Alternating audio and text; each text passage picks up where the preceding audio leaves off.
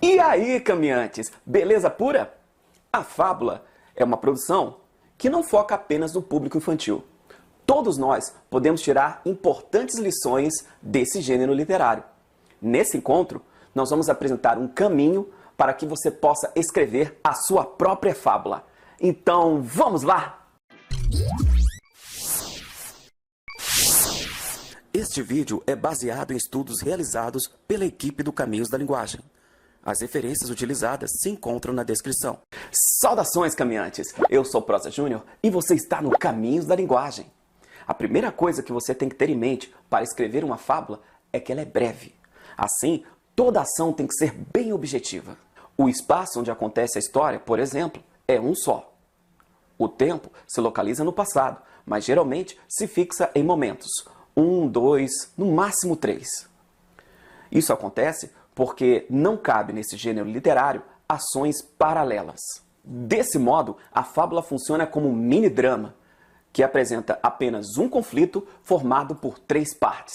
A primeira parte é a exposição, onde se apresenta a situação.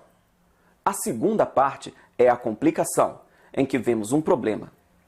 E por último, temos o desfecho, onde o autor finaliza o seu texto. Essas 3 partes formam a narrativa da fábula, mas não podemos esquecer a principal finalidade desse texto, que é a ilustração. Entenda a ilustração, nesse caso, como uma breve narrativa que nos ajuda a esclarecer algo.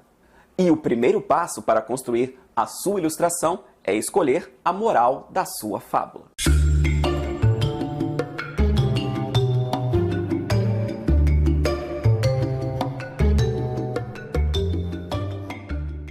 A moralidade é responsável pelos significados, pela reflexão e pelo aconselhamento presente na fábula. A moralidade revela a intenção do texto, que quase sempre é didática, mas pode ser também política, crítica, jurídica e muito mais. É como se fosse uma lição de moral, que mostra as consequências de atitudes ligadas à ganância, à preguiça, à ingenuidade, dentre outras. A ideia é fazer as pessoas pensarem antes de agir em diferentes situações. A pesquisadora Lúcia Pimentel Góes defende que uma história possui moral quando desperta algo positivo no homem. Assim, as consequências podem estar ligadas também a atitudes de bondade, solidariedade e altruísmo, por exemplo, mostrando para o leitor o resultado de se andar pelo caminho do bem. Mas onde busco inspiração para a moralidade da minha fábula, hein? Bom, não há lugar melhor do que a memória popular. Você pode tirar a sua moralidade de um dito popular. Por exemplo, há um provérbio chinês que diz assim: o homem só envelhece quando os lamentos substituem os sonhos. Agora, anote de forma simples os ensinamentos contidos nesse provérbio. Um poderia ser: mantenha os sonhos sempre vivos. Outro poderia ser: quem fica reclamando da vida, esquece de vivê-la. Veja agora aquele que te chama mais atenção. Este será a sua moral. Aí você pode colocar a moralidade no princípio ou no fim da fábula, como uma frase separada do texto. Se a moral vier no começo do texto, ela é chamada de promítio. Se vier no final do texto, será chamada de epimítio. Dependendo de onde você a pôr, vai gerar efeitos diferentes. Escolhida a moralidade, chegou a hora de pensar nos personagens que formarão a alegoria da história.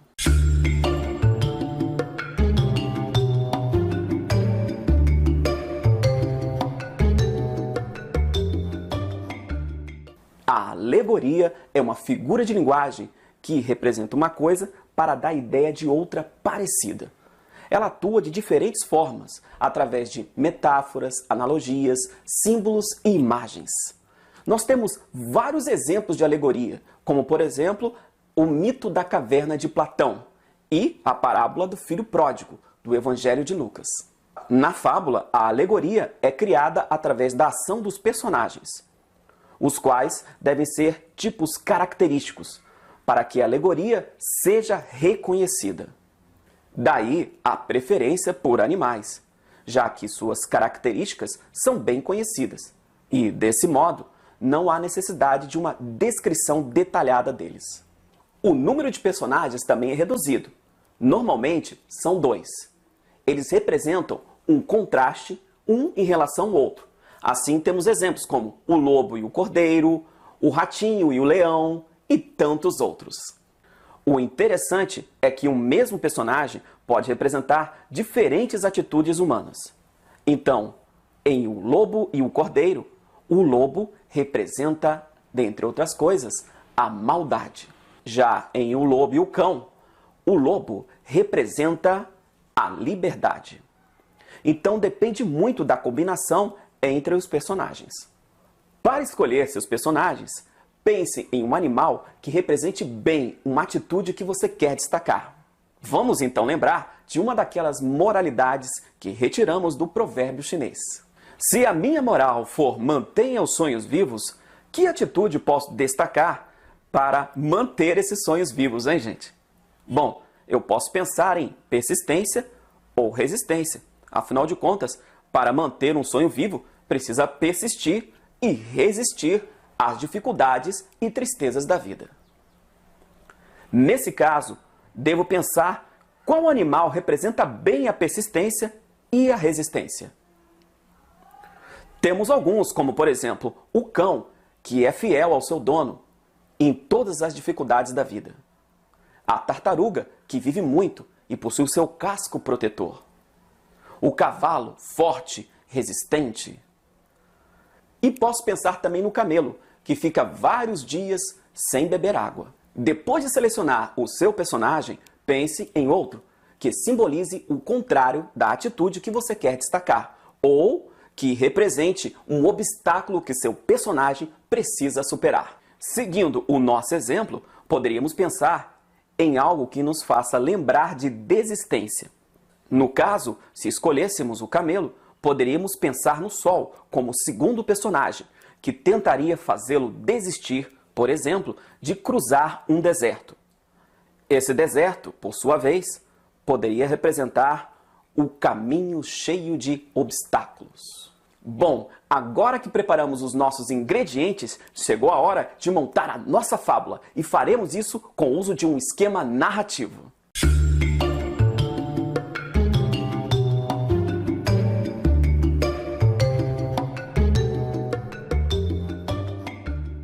O pesquisador Oswaldo Portela estabeleceu um esquema para a fábula, que podemos utilizar para estruturar o nosso texto. Nesse esquema, nós temos 4 etapas: a situação, a ação, a reação e o resultado. A situação é o acontecimento inicial que se apresenta. A ação é o que é feito ou falado pelo personagem diante da situação.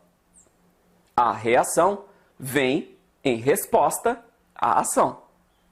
E o resultado é a consequência da reação. A partir desses 4 itens, podemos fazer diferentes combinações para escrever uma fábula mais simples ou mais elaborada. Em uma primeira combinação, temos uma fábula em que a primeira parte traz a combinação de situação mais ação. E a segunda parte tem a combinação de reação mais resultado. Podemos ver essa combinação na fábula O Galo e a Pérola. A situação inicial seria assim: um galo estava ciscando, procurando o que comer no terreiro, quando encontrou uma pérola. Aí viria a ação. Veja aí. Ele então pensou: se fosse um joalheiro que te encontrasse, ia ficar feliz. Mas para mim, uma pérola de nada serve. Seria muito melhor encontrar algo para comer.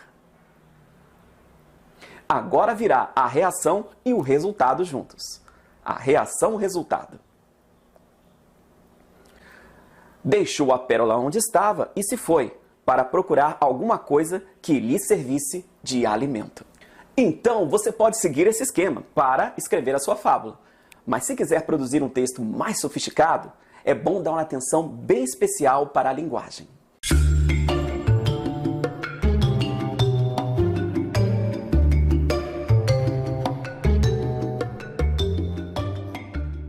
Dentro do esquema narrativo da fábula, a linguagem que predomina é o diálogo, e ele pode ser construído de diferentes formas.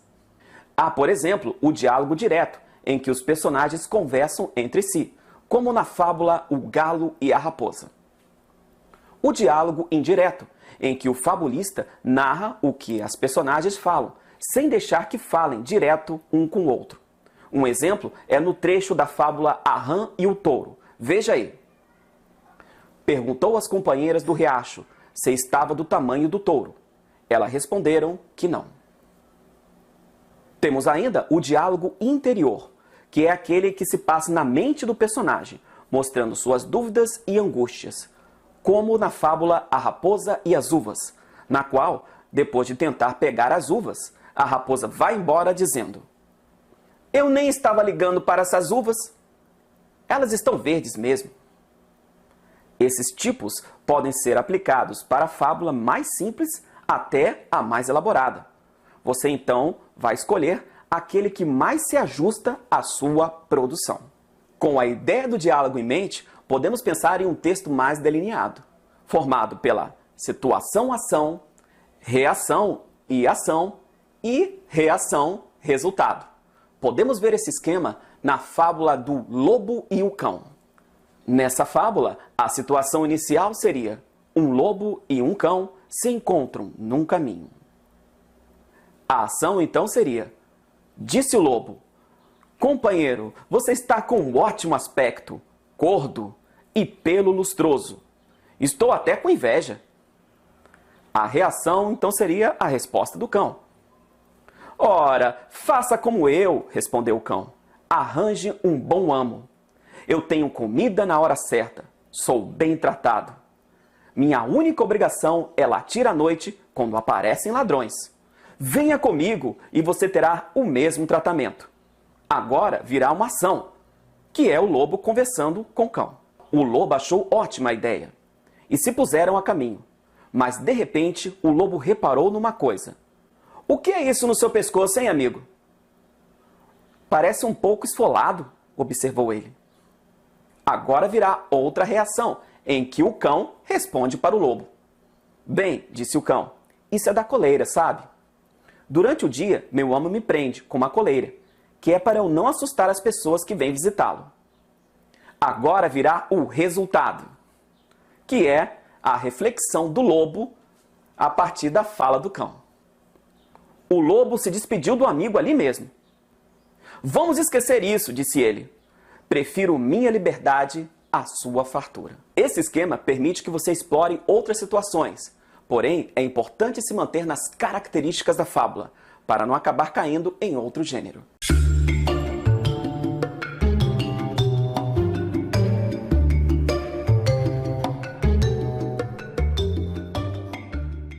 Como é um gênero literário, nada impede de você exercitar a sua criatividade na hora de fazer a sua fábula.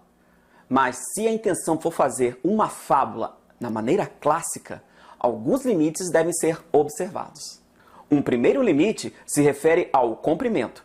A fábula é breve. Então, não é qualquer história de bicho que pode ser chamada de fábula. Lembre-se que a fábula se concentra em um único drama. Outro fator diz respeito aos personagens, algo muito importante para a criação da alegoria. Vamos supor que a pessoa pense: eu gostaria de pôr na minha fábula um lobo bonzinho. Bom, para fazer isso, deveria haver no seu texto uma explicação do porquê o lobo que você criou é bonzinho. Se você fizer isso, é bem provável que o seu texto fique maior e acabe se transformando em um conto de fadas. Na fábula, não há espaço para reviravoltas de personagens. Todavia, se o intuito for produzir uma fábula moderna, aí podem ser realizadas diversas mudanças. La Fontaine colocou, por exemplo, a moral misturada dentro do texto. E há quem defenda que algumas produções cinematográficas poderiam ser enquadradas como fábulas atuais, por trazerem animais que representam tipos e atitudes humanas, embora sejam mais longas e com diversos conflitos ao longo da história. Essa é uma discussão bem longa. O que importa é que o seu texto tenha uma intenção moral bem marcada. Assim, a sua produção cumprirá o papel fundamental de uma fábula, que é educar. Se você gostou desse vídeo, dá uma curtida. Se é novo por aqui, se inscreva para mais vídeos como esse. E eu te convido para poder ver o nosso perfil lá no Instagram, com imagens fabulosas quase todos os dias. Um grande abraço para você e até a próxima!